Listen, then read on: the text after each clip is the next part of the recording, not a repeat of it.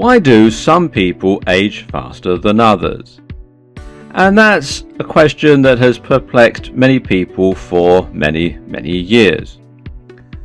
For example, all the people on this website were born in 1951, and that makes them pensionable age in most countries in the world. Yet, as you can see, some of them have stood the test of time much better than some of their peers. Now, why is that? Well, a lot of it is down to genetics. If your parents and grandparents aged quickly, then it's likely that you will too. And frankly, there's not much you can do about that, other than grow old gracefully. But the converse is also true. If your parents and grandparents looked youthful, then chances are that you will too. Lifestyle also plays a role in how quickly you age, and you can change that. Smoking, for example, changes the skin, teeth and hair in ways that can add years to your looks.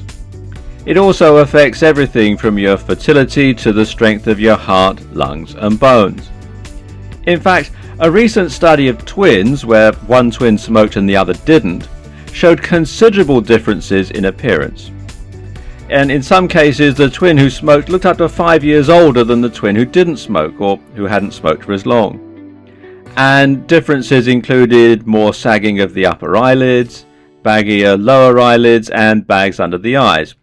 They had more facial wrinkles, including lines between the nose and mouth, wrinkling of the upper and lower lips, and sagging chins. And signs of aging were most pronounced on the lower parts of the face. So, if you don't want to appear old before your time, quit smoking. Or better yet, don't start smoking at all. Exposure to sunshine is also a factor.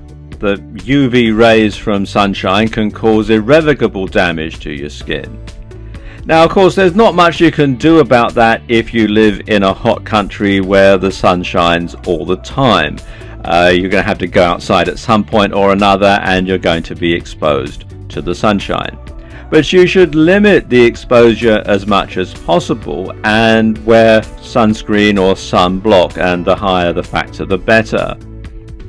And a tanning bed or sun lamp can be even worse because you're exposed to the ultraviolet rays all the time.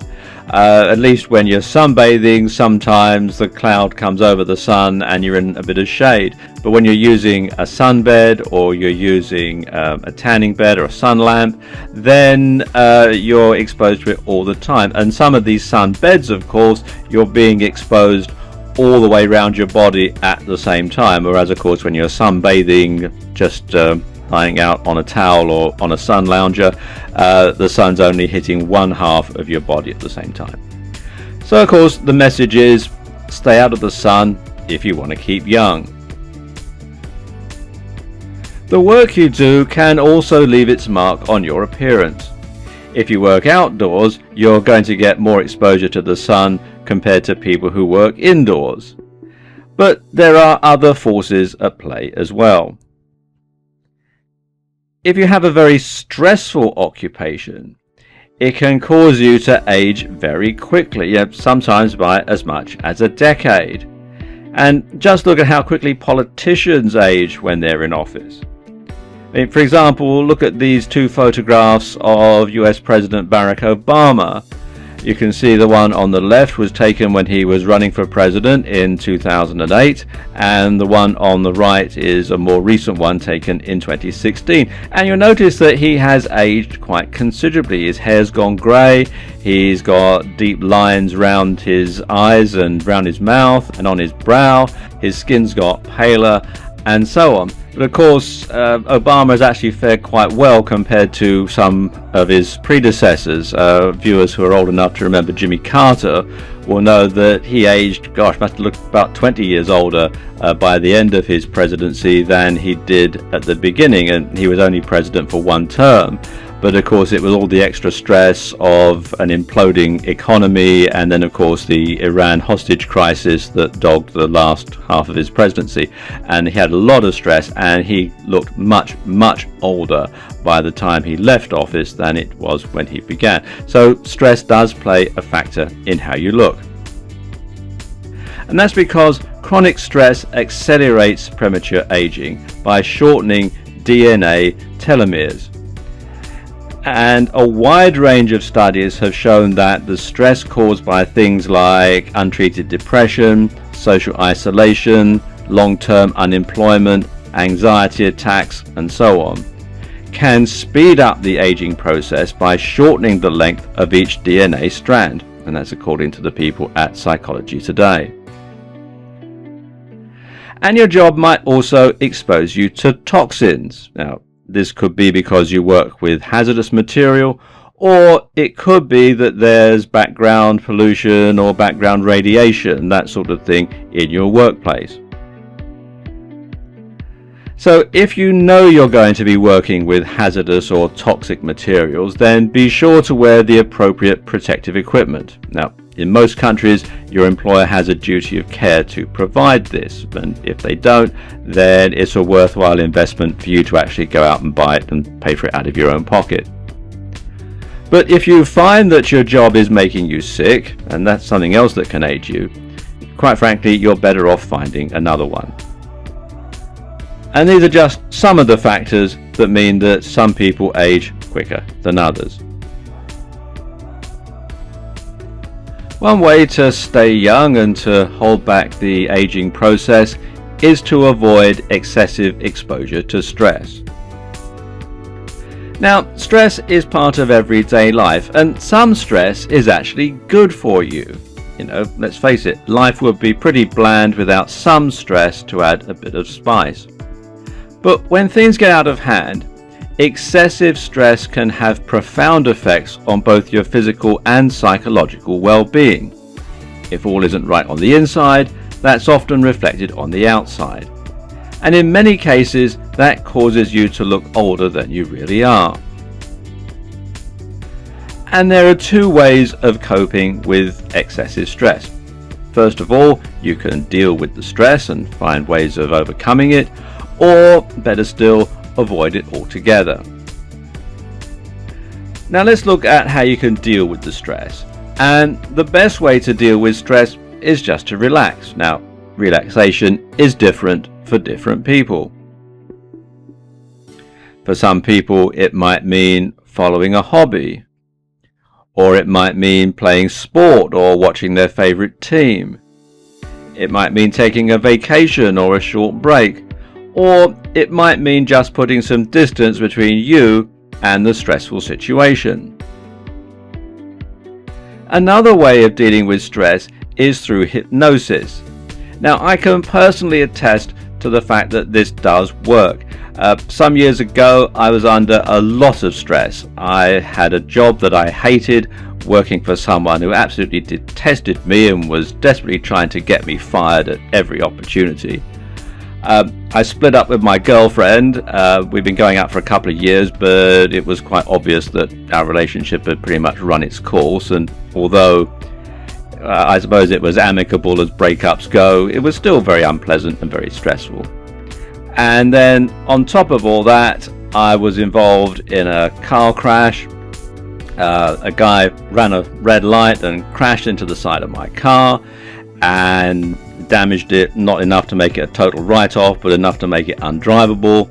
And it turned out that he had no insurance, he wasn't in the country legally, the address he gave me was one that he'd moved away from a couple of years ago, and the paint and body shop that I took the car to was trying to rip me off, and it was all very, very stressful. And I started to get panic attacks. I was not sleeping very well, and some guy came to my work and didn't know my name and was asking for me and said he was a tall guy, 30 something, and I was 22 at the time, so that didn't go down too well either. So I decided to undergo some hypnotherapy because I'd read about it in a magazine, and I found a hypnotherapist.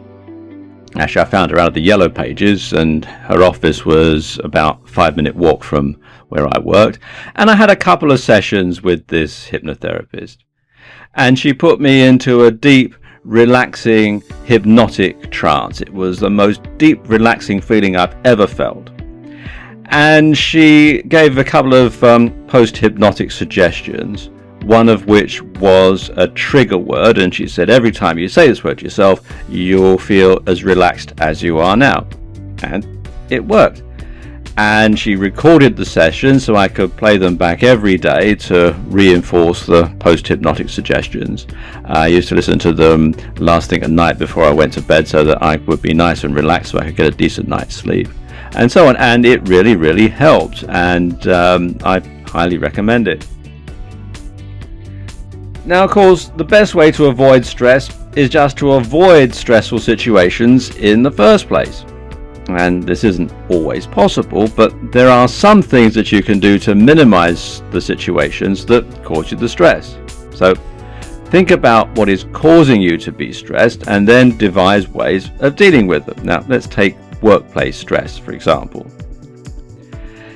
Lots of people feel very stressed at work, and in my own case, from when I was going through a very stressful time, I found that the only way to actually deal with this stress was to basically find another job, because it was quite clear that my boss hated my guts and he was going to get me fired sooner or later, so I might as well leave and find another job, which I did, and my stress levels went down quite considerably. And if you have a job, then again, discussing the situation with your superiors is probably the best thing to do. In my case, it wouldn't have made any difference, but in other cases, it can help. Something else you can do is to turn off your work cell phone out of hours, so you're not getting work calls when you're on your own time. And likewise, not checking work emails when you're at home. And also, socializing with people from outside your work can be helpful, because when you socialize with people from your work, what do you talk about? Work. So when you socialize with people from outside of your work, then you're going to talk about something different, and it's going to take your mind off work, and it's not going to be quite so stressful. Also, if you find getting to and from your workplace is very stressful, then you might want to change your route. You might want to drive a different route. You might want to take public transport instead of driving, or vice versa, because sometimes actually just getting to your work can be very stressful. And finally, if nothing else is going to work, then you have to do what I did, which is to change jobs or change careers if necessary, to find something that is actually much less stressful. Now, of course, if you're an entrepreneur, then your stress levels can be almost off the scale compared to people who have a job. So what you need to do to try and keep the stress levels down is, first of all, to keep regular hours. Now, I know when you're an entrepreneur, you can keep thinking about your business all the time, but you want to make sure that you keep regular hours, that you're only available to clients during regular office hours, and that you only work during office hours, and that you actually do take some time off. You want to have a dedicated place to work from. Now, this could be a room in your home if you have a home office. If you have not a lot of space at home, then just have somewhere that's a dedicated place in your living room to work from. Get an old-fashioned roll-top desk that you can shut and basically separate you from your work physically from time to time. You should obviously take regular breaks. You should take regular vacations. You should take time off. And when you're not involved in running your business, you should make sure, like when you have a job, that your cell phone is turned off, that you're not checking your emails and so on, so that you do actually get some time away from your work. And you should outsource tasks that you find stressful. I know a lot of people find doing the books to be very stressful, so hire a bookkeeper or an accountant to do that for you. And of course that frees up more time anyway for you to do things that you enjoy and for you to actually work on your business. And also you want to network with other people in your industry. And this is very important because any problems that you're facing that are making you stressed are also going to be problems that other people in your industry are facing. So when you talk to people in your industry and you share your problems, then there's a good chance that someone is going to say, oh, well, that happened to me and I did such and such, and that's going to solve the problem and you're not going to be stressed about it. And there are a couple of ways you can do this. You can do this in person, or you can do it via a discussion forum, and there are lots and lots of them on the internet. If you just do a search for your industry followed by forum, you're bound to find quite a few. And once you've spent some time on there and you've got to know the other people on the forum, it can be very useful and very, very helpful. And of course, it can help you to avoid a lot of the stress in your life. One way to stay young is from the inside out, because what goes on the inside is often reflected on the outside. And I'm going to talk about that in this video. And a balanced diet can help you to defy the signs of aging. Because if your body doesn't get the vitamins and minerals that it needs, not only is it not going to be able to provide the fuel to live your daily life to its full potential, but your cells are not going to renew properly, making you look old. So if you eat a lot of junk food, stuff that's high in saturated fats, in sugar and simple carbs, then not only will you be obese, but your heart is going to have to work harder and your arteries are going to clog up with cholesterol, making it harder for nutrients to circulate. And when this happens, your body concentrates all of its efforts into keeping you alive. After all, that's its most important function. And maintenance gets pushed into second place. And your health deteriorates as a result, making you look older than you really are. And the converse is also true. If you're getting the right amount of nutrition, then you'll have a healthy glow, making you look younger. And you'll also have more energy than your peers, again, making you look younger. So, you're going to actually act younger because you're going to have more energy than other people who are your age.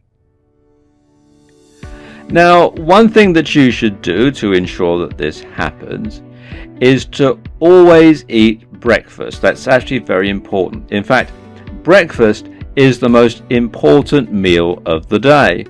But for so many people, this consists of either a cup of coffee on the go or a so-called breakfast bar that's laden with unhealthy fats and sugars. And so you're getting all the wrong sort of nutrition at the time when you really need the right nutrition the most. So a breakfast consisting of foods that are high in vitamins, proteins and slow release carbohydrates can keep your energy levels up till lunchtime. And you should sit down to eat it as well. Treat it like a proper meal.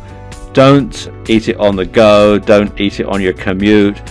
Sit down, have a proper meal. You don't actually have to sit down at the table to eat it. You can eat it on your lap on the sofa watching breakfast TV if you want, if that's what makes it easier for you. But you should treat it like a proper meal and set aside a proper amount of time to eat it and digest it. And if necessary, get up earlier so that you have time to do this. It's very important. And you should also snack healthily. There's nothing wrong with snacking, but you should choose something that's healthy. So for example, choose fruit instead of candy or chips. Now, fruit has got plenty of vitamins and it's got nothing artificial, especially if you buy fresh fruit from your local greengrocer or from your supermarket and so on. And fruit that's in season is going to have all the nutrients that your body needs for the particular time of year. So you're going to have slow release sugars during the winter time, you're going to have fast release sugars during the spring and summer. And if you can get something that's organically grown, then that's even better, because you're not going to be taking in things like pesticides and artificial fertilizer residue and that sort of thing. So again, it's healthier and it's going to be better for you, and that's going to reflect in your appearance. Something else that you should do is to drink water instead of soft drinks. Now, soft drinks are full of corn syrup, they're full of processed sugars, and they've got lots of artificial colorings and flavorings, none of which do you any good. And carbonated spring water with a slice of lemon or a splash of fruit juice can be just as refreshing as a soft drink. And of course, spring water or bottled water is better for you than tap water, because it's less likely to contain things like fluoride or chlorine and other additives. And of course, tea and coffee are fine too, and they contain things like antioxidants that can be beneficial, especially tea. But of course, some people need the extra jolt of caffeine that you get from a nice cup of coffee. If you do that, then try, if possible, to get real coffee, that's freshly ground and percolated or filter made, rather than using instant coffee, which can often have lots of artificial stuff in it. And it's best to get your vitamins and minerals from food, and eating as healthily as possible is always the best policy. Get fresh food, get it organically grown if possible, eat what's in season, because that's what your body needs. And as I was saying, what goes on the inside is reflected on the outside. But that said, the way your body absorbs vitamins and minerals changes as you get older. And in some cases, your body doesn't absorb all the nutrients from your food in the time that it takes it to get through your digestive tract. So you're not actually getting as many minerals and vitamins into your body, into your bloodstream, as you would do when you were younger, even though you're eating a highly nutritious diet. So in that case, it's perfectly okay to top up your intake of nutrients with supplements. Now, of course, you should always check with your doctor or other health advisor first, just to make sure that you're not suffering from any intolerances, and that's very important. And a good multivitamin and multi-mineral tablet taken once a day is enough for most people, and they are quite reasonably priced. But you might need to top this up with additional supplements if necessary, if you find that you are suffering from some sort of a deficiency. Now, good ones to consider are vitamin C for keeping viruses at bay. In fact, I read an article once that said that no virus known to man is able to survive large amounts of vitamin C under laboratory conditions, although there is of course a limit to the amount of vitamin C that your body can absorb. But vitamin C is very good for keeping viruses at bay, keeping coughs and colds at bay, etc. Vitamin D for your bones. It's just as good for you in adulthood as it is when you're a growing child. Potassium for blood pressure. Citicoline for memory, zinc for appetite, and we could also add vitamin E for your eyesight, and there are a whole lot of others too. And if you do find that you're suffering from some sort of a deficiency, then of course talking to your doctor should be the first port of call. But also you can look things up on the internet to give you some idea as to the sort of thing that you might need. Now, when you do decide to go for supplements, it's best to buy them from a specialist retailer instead of from a drugstore or a supermarket. And that's because the sort of things that you buy from the supermarket or from the drugstore tend to be much lower dosage than the ones that you can buy from a specialist retailer or a health food store or that sort of thing. So you can make sure that you're getting the maximum amount of vitamins or minerals by talking to a specialist retailer. And a specialist retailer will have people on hand who understand how all these things work and can give you some good advice. So there you go. Looking good on the inside is reflected when you look good on the outside. In this video, I want to talk about sleep, which is nature's healer and rejuvenator. And getting a good night's sleep is important because it helps your body in a number of different ways. First and foremost, getting enough sleep makes you look healthier and more attractive, and that's according to a 2010 study published in the British Medical Journal. And researchers photographed 23 people after a period of sleep deprivation and after a normal night's sleep of about 8 hours. And the photos were shown to 65 people who rated each photo based on health, attractiveness and tiredness. And the sleep-deprived group scored lower in all three categories. And of course, when you get a decent night's sleep, you'll live longer too. Because regularly sleeping less than you should is associated with a shorter lifespan, although it's not clear whether little sleep is the cause or an effect of other illnesses. And studies have found people who routinely sleep for fewer than 6 hours a night have a higher risk of dying sooner than people of a similar age who sleep for 7 or 8 hours a night. And this is according to the website bodyandsoul.com.au. And of course, sleep heals you from the inside out. When you sleep, your brain triggers the release of hormones that encourage tissue growth. And this can help you recover from injuries such as cuts or even sore muscles from your last workout. And during sleep, you make more white blood cells that attack viruses and bacteria, and that's why sleep is often called nature's healer, because when you're asleep, you're getting more white blood cells and you concentrate your energy on beating any infection that you might be suffering from. And in one study, people who slept for at least 8 hours a night were 3 times less likely to come down with a cold than those who got 7 hours or less. And that's according to the good people at webmd.com. And your blood pressure dips as you sleep. And this may give your heart a break. It might allow you to rest your heart slightly so it's not having to pump round quite so much. And there may be other heart health benefits too. So how much sleep is enough? Well, according to the Mayo Clinic, for most adults, between 7 and 9 hours is sufficient. And older adults need about the same amount of sleep as younger adults. So you're looking at the higher end of that scale there. But as you get older, your sleeping patterns might change though, and older adults tend to sleep more lightly and for shorter time spans than do younger adults, although the amount of sleep probably remains the same.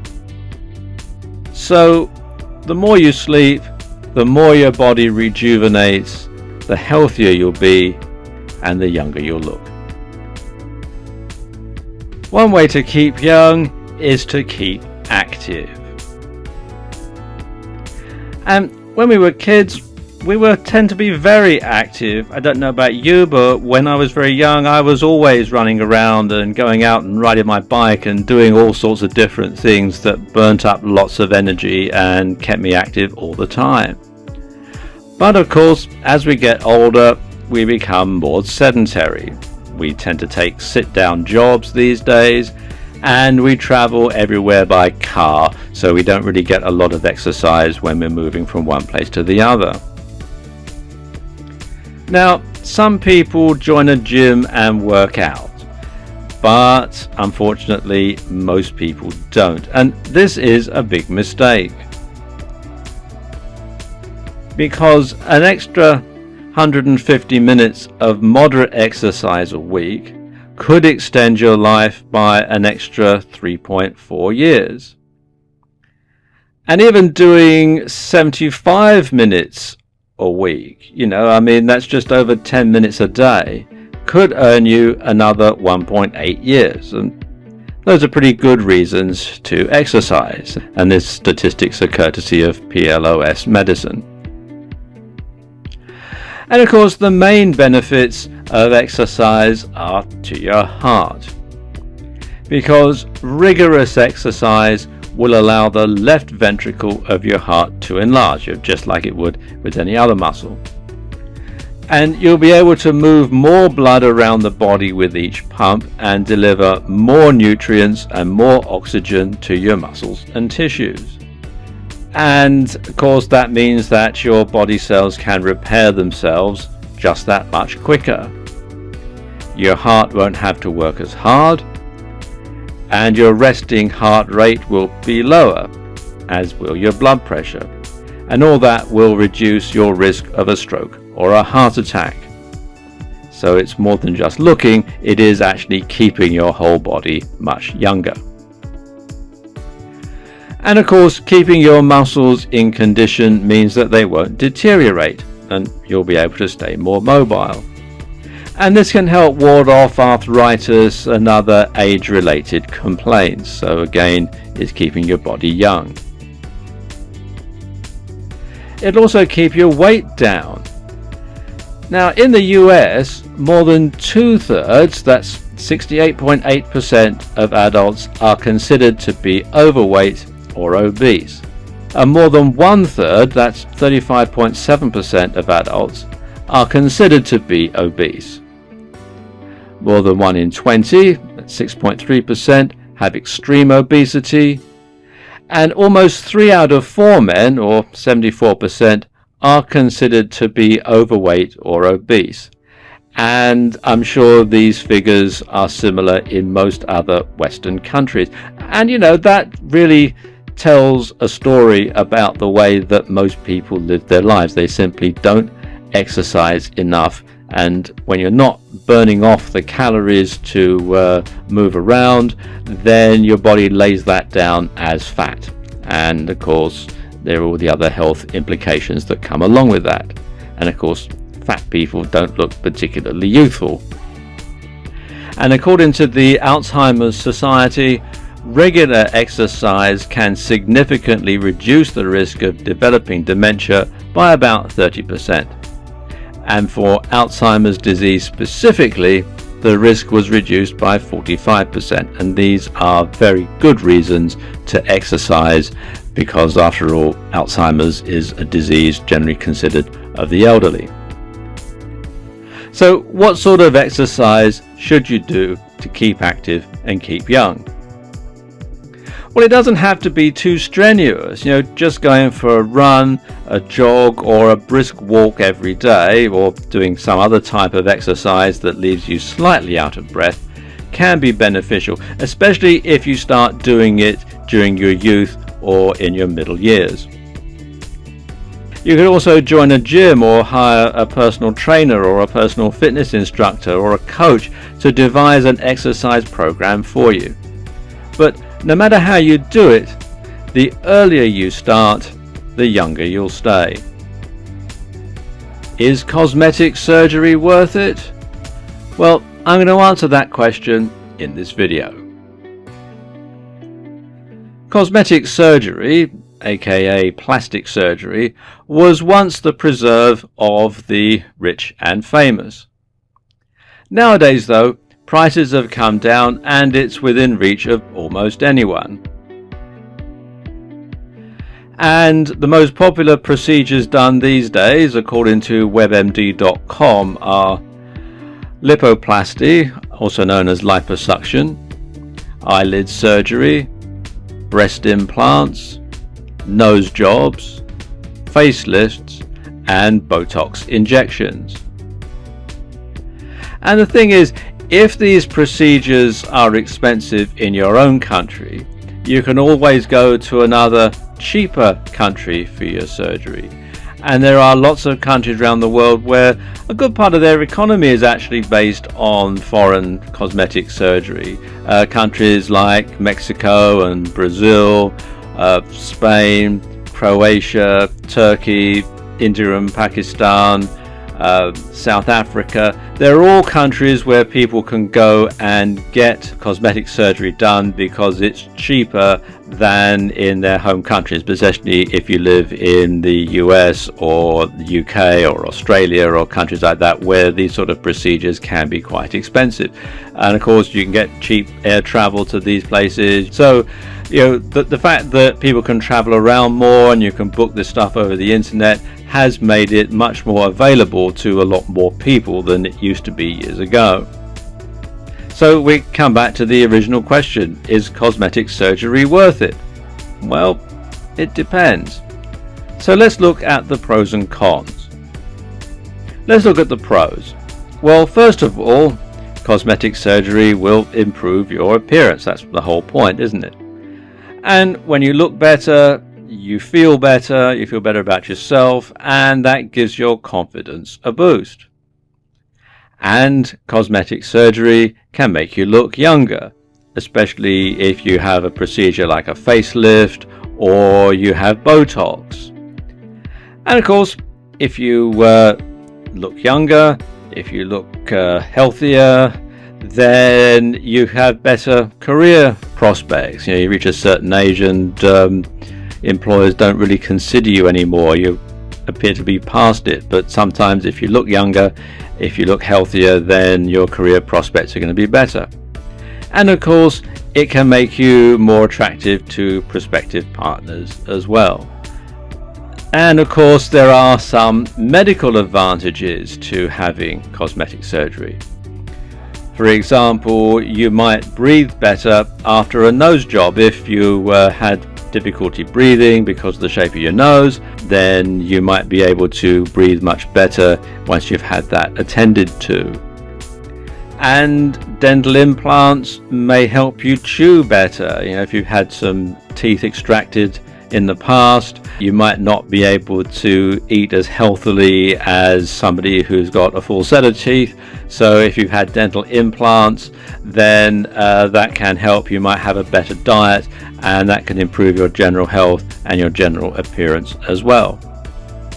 And of course, there's reconstruction following an accident. So if you've been in a car crash or some other work-related accident that's left you disfigured, perhaps you were burned or scalded or had cuts and bruises and all sorts of other things have gone wrong, broken bones perhaps, broken nose, you can have that reconstruction done, and it can not only make you look better, but it can also make you function better as a human being. But of course, there are always a downside, so let's look at the cons. And the biggest downside is the cost. And unless it is for medical reasons, then most insurance won't cover it. Most health services in countries around the world where they have the government pays your health costs, they probably won't pay for it either, because it's considered to be not something that is particularly necessary. So you will have to meet the full cost of it out of your own pocket. And even if you do go to a country where it's cheaper than your home country, you still have to pay for it. So there is always a cost involved, and it can be quite substantial. Then there's the risk of anything going wrong during the surgery. I mean, cosmetic surgery is no different from any other type of surgery in that respect, that something might go wrong while you're having the operation done. and that might need to be corrected, and there is a risk, a risk to life in some cases. And there also, in some countries, if you go overseas for your treatment, their standards of hygiene might be somewhat lower than in your own home country. And of course there can be post-operative complications. Again, just like with any other type of surgery, something could go wrong afterwards. There could be some other type of complication that has to be taken into consideration. So there is always a big risk with cosmetic surgery, just like there is with any other type of surgery. And of course it can be disappointing. You might have some idea in your mind as to how you're going to look after the surgery, but it doesn't come out the way that you thought, and it can be disappointing. You might think that actually you look worse after having cosmetic surgery, especially if something goes wrong during the surgery and it doesn't come out as well as you might like. So it can be disappointing. And of course it can leave you open to ridicule. People who didn't know you before the surgery, well, they won't know any different, but people who did know you, well, they might think you're being vain or frivolous, so you do have to take that into consideration as well. The thing is though, you don't have to go under the knife to improve your appearance, and there are some things that you can do to make yourself look younger without having to resort to cosmetic surgery. And the first thing, and probably the easiest thing that you can do, is to change the way you dress. So update your wardrobe to something more contemporary, but choose clothing that someone 10 years younger than you would wear. And that might mean, if you're a guy, it might mean wearing a different tie width than you might usually wear, or if you're a girl, it might mean wearing a different skirt length than you might usually wear. But something that someone who's, say, 10 years younger than you is going to wear is going to, by default, make people think that you're a bit younger too. Then you can update your hairstyle. And your hair grows and it needs cutting every so often, even if you wear it long. So if you've had the same hairdo for more than 5 years, then ask your stylist for something more contemporary and just update it so that you appear to be more in tune with current trends. And if your hair is going grey, well, dye it, and that applies to guys as much as it does to girls. Grey hair might suit George Clooney, but that doesn't go for everybody. So if your hair's going grey, then you should dye it back to the colour that it was before, or maybe even choose something completely different. But if you do decide to dye your hair, then be sure to choose a product that only covers the grey and doesn't strip out all of the natural oils.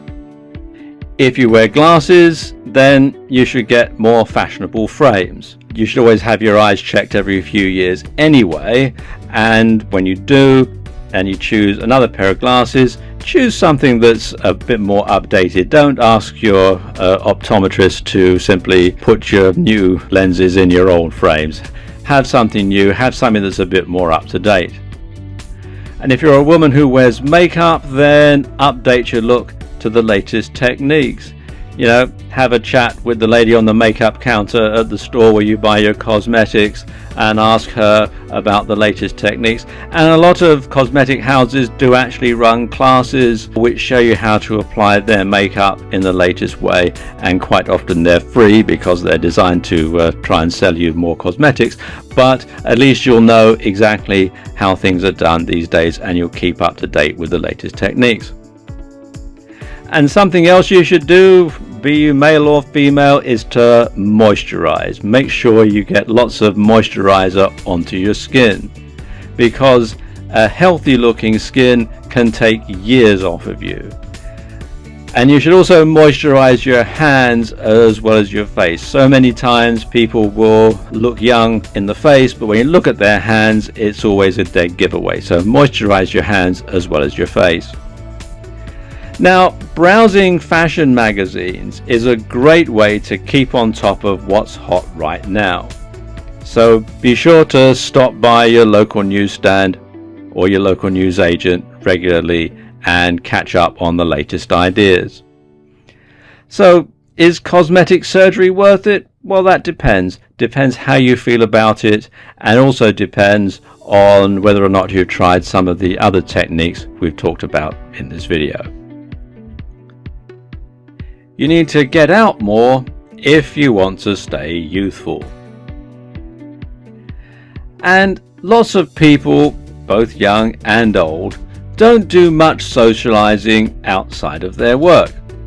They come home, they eat dinner, and they spend the rest of the evening and much of the weekend in front of the TV, and they have absolutely no social interaction with anybody outside perhaps their immediate family at all. And the problem gets even worse for retired people or for entrepreneurs who work from home. Sometimes they don't see or speak to anyone, again apart from perhaps their immediate family, for days or even weeks at a time. And this is terrible because being socially active is a great way to keep aging at bay. Meeting new people keeps your brain active.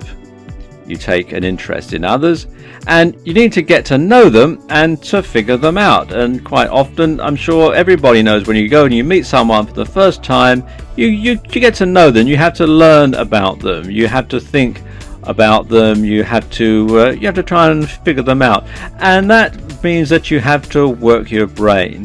Whereas when you're around people that you know well, you know them so well you could probably finish off their sentences for them, and then your brain really isn't having to work very hard.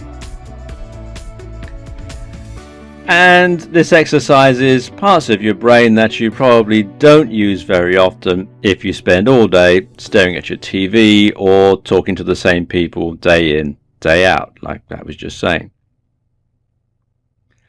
So, attending social gatherings with family and friends, or attending sports fixtures or other events, is a great way to actually meet people, to be in different surroundings, and to interact with all sorts of other people who you perhaps don't know or don't know very well. Or perhaps you might want to take up a hobby or a sport, and that can be beneficial too. I mean, for example, take the golfers in this photograph here. You can see there's quite a broad age range, and golf is a sport that's played by both young and old. And this is very important because being around or being in tune with other younger people keeps you up to date with the latest ideas, keeps you up to date with the latest fashions, keeps you up to date with the latest trends, and also you find out what's going on in different people's lives. You find out all sorts of different things that are happening, and again that helps to keep your brain active, and the more active your brain is, the more forward thinking you're going to be, the more youthful you're going to be, especially again if you look at the way that younger people look and the way that young people act. Some of that's going to rub off on you if you're around them long enough. And of course other people have different life experiences, and they probably think in different ways to you, so they may provide solutions to problems that you're having in your life, problems that are causing you a lot of aging, stress and worry. And other people may also know about the latest technology, the latest music, the latest movies, etc., etc. And all of this helps you to feel younger and to look and act in a less staid manner. Travel is also important if you want to stay young. You know the old saying, travel broadens the mind. So, visiting somewhere you've never been before helps to form new memories, and of course it gives you something new to talk about to people that you know and to people that you've just encountered. And sometimes you might feel like visiting somewhere for the first time because someone that you've met has told you about it. And revisiting places from the past helps to cement older memories and to keep them fresh in your mind. And you might even bump into people you used to know and revive even more old memories. And you can catch up on what's going on in the wider world. And again, being in touch with what's going on, not being out of touch like lots of older people are who are very set in their ways, can make you look, feel and act much more youthful than you really are. Learning new skills helps to keep your brain young. And in fact, learning any type of new skill can be beneficial because it activates the part of your brain that's geared for learning. And it does it just as much in your adult life as it did during your school days.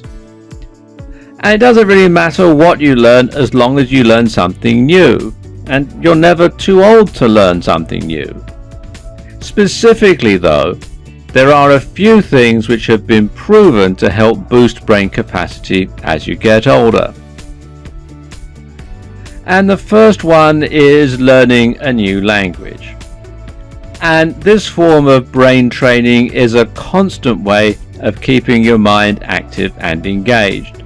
And it has other benefits as well. After all, if you learn to, say, speak Spanish, you might then want to go and visit Spain or Mexico or countries in South America where you can actually practice this language. So it gives you something else to look forward to, something else to think about, in addition to just simply learning the new language. And according to a study published in 2007, having the ability to speak a second language may delay the onset of Alzheimer's disease by up to 4.5 years, which is pretty good. Now, research is still being done to find out specifically why it causes such a great delay, but it's been suggested that it's a result of being able to switch between languages and being able to suppress one language while speaking another. And this is according to research done by retireathome.com.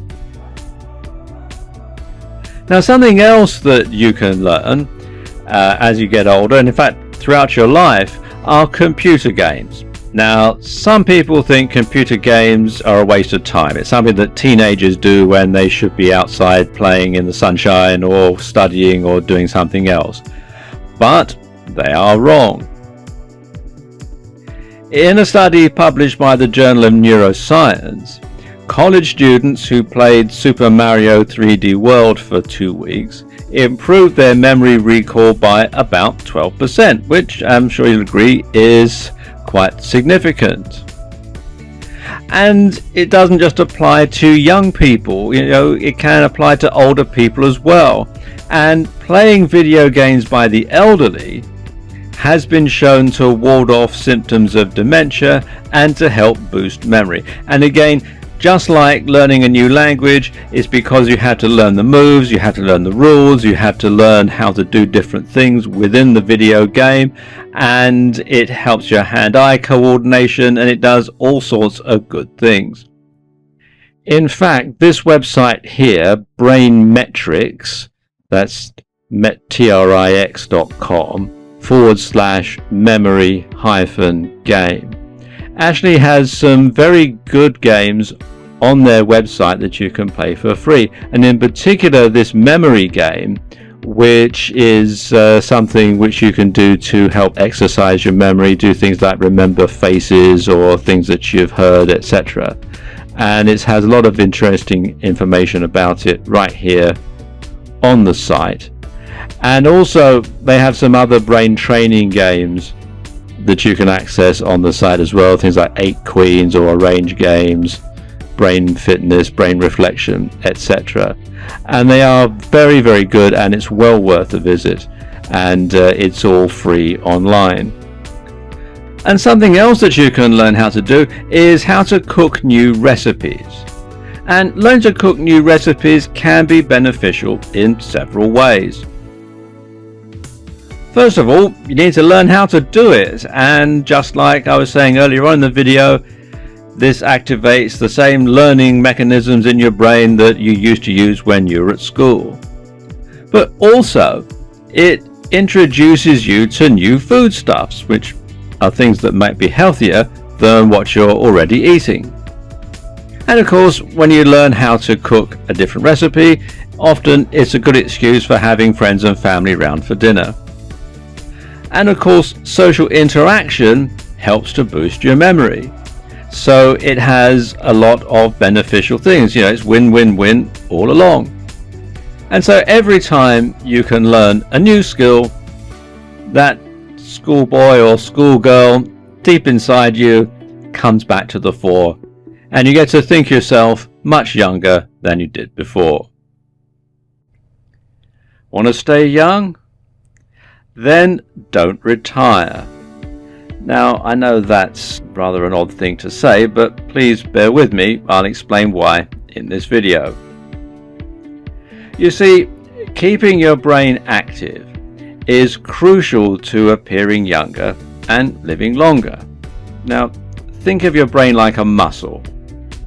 If you don't exercise it, eventually it's going to wither and die. You know, like the saying goes, use it or lose it.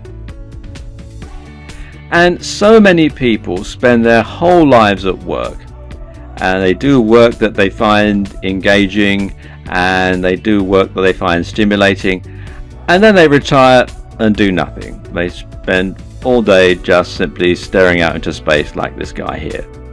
And they become bored, they become isolated, and they feel like their lives have absolutely no purpose. So don't become one of them.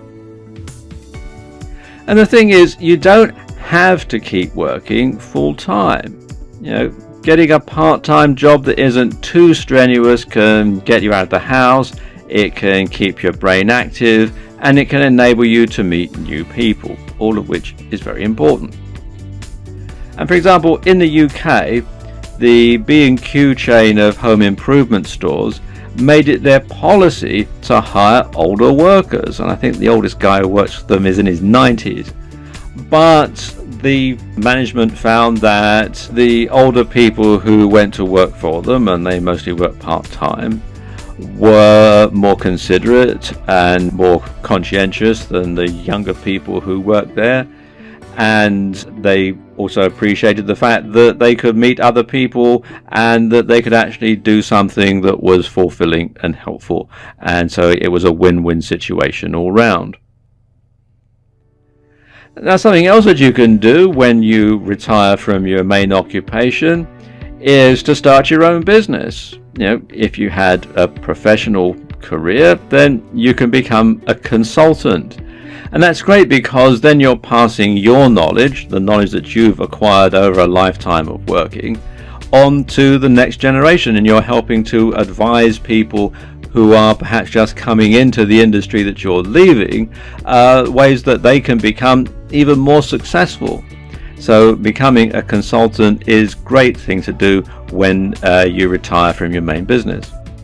Or you can start your own online business, and this is great. You can do something like affiliate marketing, or you can sell on eBay, and of course you can base your hours that you work around other activities in your life, because lots of people of course concentrate on hobbies and things like that when they've retired. Now, of course, some pension schemes, however, prohibit their pensioners from taking any paid employment, and this is particularly true of a lot of company pension schemes. They say that once you're retired, you can't take on any other paid employment. But all is not lost though. What you can do is volunteer work, and helping out in a charity shop, in a school, or in a hospital can have all the benefits of working, except the paycheck, of course. But you're still going to be active, you're still going to be meeting new people, you're still going to have some sort of purpose to your life, which can be very fulfilling and very rewarding. And of course, there are lots of people who keep working right on into their very old age. So let's take a look at some famous oldies who've kept working. And the first one is Her Majesty Queen Elizabeth II of the United Kingdom and her husband Prince Philip, Duke of Edinburgh. Now, at the time that I'm making this video, they are aged 90 and 95 respectively, which is pretty old to keep working, but the Queen has carried out 340 official engagements during 2015. That's the last year that the figures are available for. And that covers everything from meeting government ministers, being head of the Commonwealth, meeting the UK Prime Minister, the Commonwealth Prime Ministers, giving royal assent to legislation from the UK and from other Commonwealth countries. It also means going out and doing things in the community, meeting people, etc. And even if those 340 official engagements were just cutting a ribbon or unveiling a foundation stone and making a short speech and shaking hands with people, at the age of 90, that's quite a lot to do, and it's practically one every day. And Prince Philip, well, he did 250 official engagements in 2015, and he's also the patron or president of some 800 organizations. Now, even if he only gives each of them 1 hour of his time during the year, you do the math. That takes up quite a lot of his time. And this picture that we're seeing here was taken in 2010.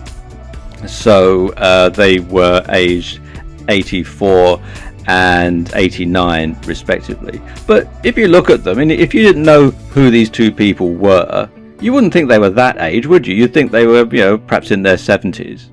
And I'm sure that it's the fact that they've done this day in, day out for over 60 years. The Queen came to the throne on the death of her father when she was 25 years old, and she's carried on this workload ever since. And I'm sure that is what keeps her quite young looking by comparison to her age.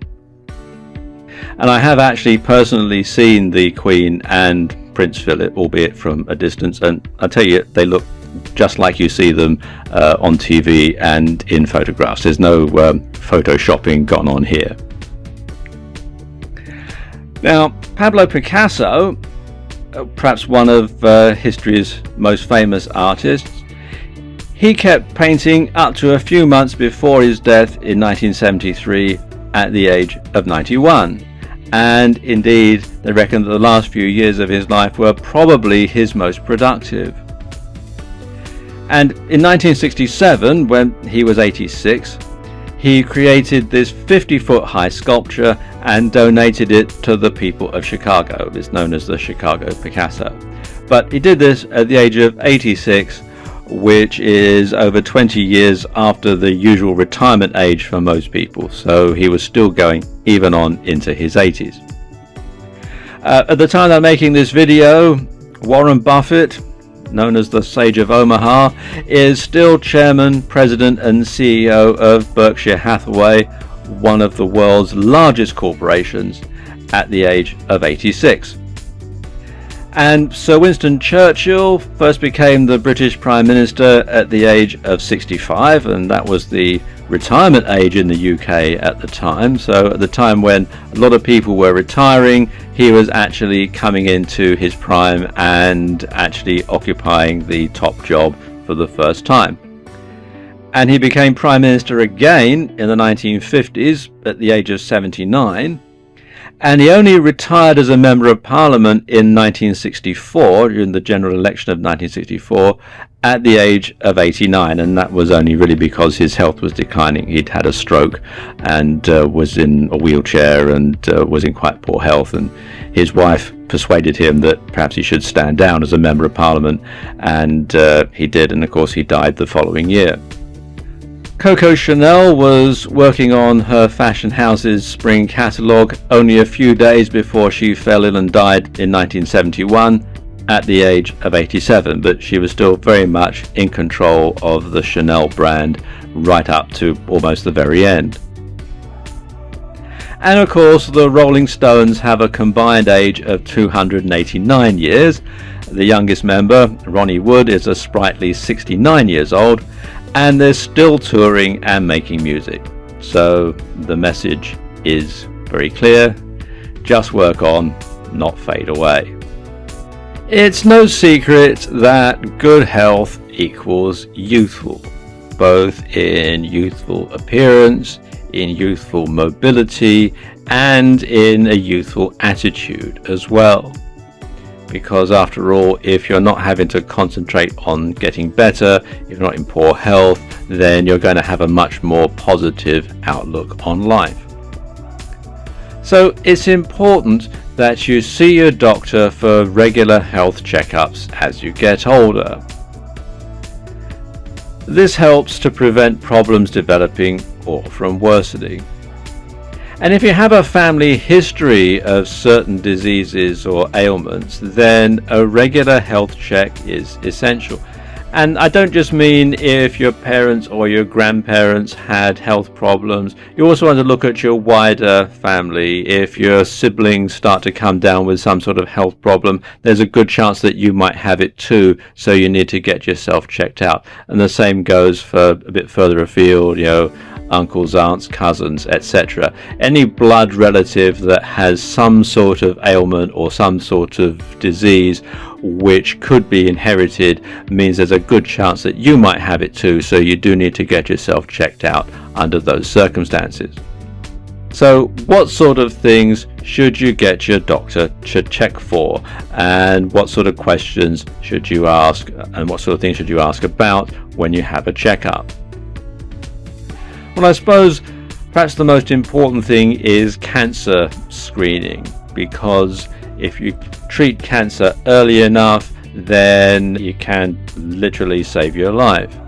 So we're talking things like breast cancer, cervical cancer, prostate cancer, colon cancer, and lung cancer, particularly if you're a smoker or if you have smoked in the past. You want to make sure that there's nothing untoward going on there. You also want to get your doctor to check your cholesterol, and this is particularly important if you're over 40, because then cholesterol can start to build up. You also want to have regular checks of your blood pressure, because that can be an indicator of poor heart health, so you want to get that checked out. You also want to get checked out for HIV or AIDS if you're in a high risk group. So if you're gay, or if you've had a blood transfusion in the past, or if you are or have been an intravenous drug user and have shared needles, then you want to make sure that you regularly get checked out to make sure you're not developing HIV or full-blown AIDS. You also want to have a blood test to look for viruses, in case you're suffering from any other type of viruses. And particularly, you want to have your doctor check out if you're suffering from any what's known as low-level viruses. Now, these are viruses that don't generally manifest themselves with any particular symptoms, but they can just simply make you feel off color all the time and make you perhaps more susceptible to getting colds and sore throats and that sort of thing. And quite often, if you don't have a lot of energy, if you're feeling sort of generally blah all the time, it may well be that you're suffering from a low-level virus and you want to get that checked out. You should also see your dentist regularly. Bad teeth can be very aging, and extractions can cause hollow cheeks, which can put years on your appearance. Also, good oral health can lead to good general health because your body isn't having to fight oral infections. And your dentist can also look for signs of mouth cancer and can detect it early. So you should go and see your dentist at least once a year, preferably twice a year, just for a regular checkup.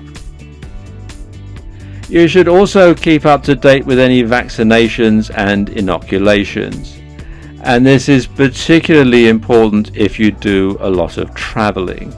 If you go to countries where certain diseases are endemic, but they're not native to the country where you live, then obviously that puts you at a much higher risk of contracting those infections. So if you're going to any country outside the immediate area where you live, then you should go and see your doctor ahead of time to make sure that you have all the jabs that you need to keep you healthy. And you should also, during the course of having your checkup, review any existing health problems and note any changes. Have you noticed any body changes, including lumps or skin changes? Are you having pain, dizziness, fatigue, problems with urine or stool or menstrual cycle changes? Have your eating habits changed? Are you experiencing depression, anxiety, trauma, distress, or sleeping problems? All these could be an indicator of something more serious going on, so you do need to discuss this with your doctor during your checkup. And if problems are caught and solved early enough, not only will you live a longer, healthier life, but you'll have a better quality of life too.